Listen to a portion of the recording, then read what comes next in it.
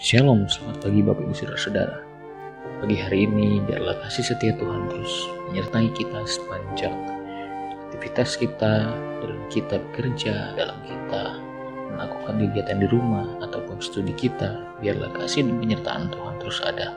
Oleh sebab itu izinkan saya memberikan perenungan bagi kita untuk dapat kita pakai dalam kita melangkah, dalam kita hidup sebagai duta-duta Kristus di dalam dunia ini. Mari kita berdoa. Roh Kudus tuntun kami, Roh Kudus bawa kami ke dalam pemahaman yang benar, dalam hikmat Allah, sehingga ketika kami mendengarkan dan merenungkan kebenaran firman Tuhan, kuasa Allah menolong kami dalam kami memahami setiap kebenaran firman Tuhan. Tolong kami untuk kami dapat lebih mengerti dan hidup di dalamnya, bahkan melakukannya di dalam kehidupan kami. Terpujilah nama-Mu Tuhan, kami bersyukur atas tuntunan-Mu dalam nama Tuhan Yesus. Haleluya. Amin. Bapak Ibu Saudara-saudara, pagi hari ini saya ingin membawa kita ke dalam perenungan di dalam kitab Kolose pasal 3. Kita akan baca di ayat yang ke-5 sampai dengan ayat yang ke-10. Demikian firman Tuhan.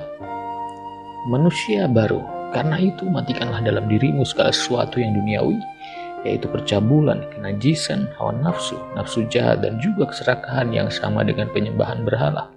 Semuanya itu mendatangkan murka Allah atas orang-orang durhaka. Dahulu kamu juga melakukan hal-hal itu ketika kamu hidup di dalamnya. Tetapi sekarang buanglah semuanya itu, yaitu marah, geram, kejahatan, fitnah, dan kata-kata kotor yang keluar dari mulutmu.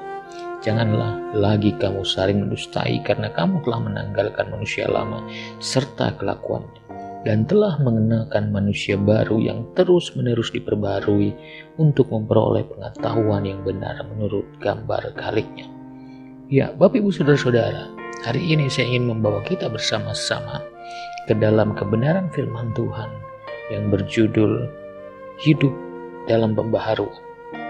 Ya, Bapak Ibu Saudara-saudara, ketika kita menerima Tuhan Yesus, tentu saja secara badan kita, fisik kita tidak akan mengalami yang namanya kelahiran baru, tetapi roh kita atau kehidupan rohani kita yang mengalami pembaharuan di dalam Kristus. Nah, bagaimana caranya kita dapat hidup di dalam pembaharuan? Saya akan lebih berfokus kepada ayat yang ke-10, dikatakan, dan telah mengenakan manusia baru yang terus-menerus diperbarui untuk memperoleh pengetahuan yang benar menurut gambar Khaliknya. Nah, sebagai seorang anak Tuhan, bagaimana caranya untuk kita dapat terus-menerus diperbaharui? Ya, Bapak Ibu Saudara-saudara, sebagai manusia tentu saja kita masih bisa jatuh ke dalam dosa dan kita bisa masih melakukan dosa. Tapi kuasa dosa dan sengatnya tidak berpengaruh di dalam kehidupan kita. Oleh sebab itu, untuk kita dapat diperbaharui, kita harus selalu hidup di dalam pertobatan. Bagaimana caranya kita dapat diperbaharui dan hidup dalam pertobatan? Nah, yang pertama tentu saja kita harus mengintrospeksi diri dan terus melakukan pengakuan dosa jika kita melakukan dosa. Dalam pertobatan kita harus memiliki introspeksi dan pengakuan dosa. Kita tidak mungkin diperbaharui kalau kita tidak mengaku dosa kita. Kita akan terus berdusta dan tidak bisa melihat cermin diri kita seperti apa. Dalam mengintrospeksi kita dapat memahami bagaimana kehidupan kita sudah diperbaharui oleh Tuhan atau tidak. Ya, tentu saja introspeksi dapat menolong kita untuk dapat bertumbuh, memangkas bagian mana yang salah, memotong dan tidak melakukan lagi pelanggaran, dan kita mengakui pelanggaran kita di hadapan Tuhan. Kemudian yang kedua adalah pertobatan akan membawa kita kembali kepada Tuhan. Jika kita sebagai manusia yang sudah jatuh ke dalam dosa, terpisah dari Tuhan, maka pertobatan itu membawa kita kembali kepada Tuhan untuk terus-menerus diperbaharui. Jadi ketika kita melakukan pelanggaran ataupun dosa, jangan takut, jangan malu. Pertobatan akan membawa kita dalam pembaharuan untuk terus dapat mengenal Tuhan. Kita akan diperbaharui yang tujuannya adalah untuk memperoleh pengetahuan yang benar menurut gambar Khaliknya, gambar diri Allah. Kita akan terus menjadi serupa dengan Kristus. Kita akan terus menjadi serupa dengan Kristus ketika kita bertumbuh di dalam iman kita. Itulah tujuan kehidupan kita di dunia ini ketika kita hidup sebagai orang percaya. Jadi ketika kita mengalami permasalahan ataupun kita sudah melakukan pelanggaran, maka cepat-cepat berbalik dan mengakui kepada Tuhan.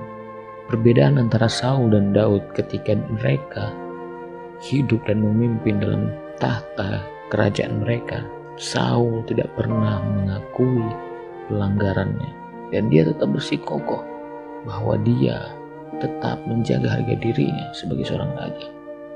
Sedangkan Daud ketika melakukan pelanggaran, dia benar-benar merendahkan diri dan mengakuinya.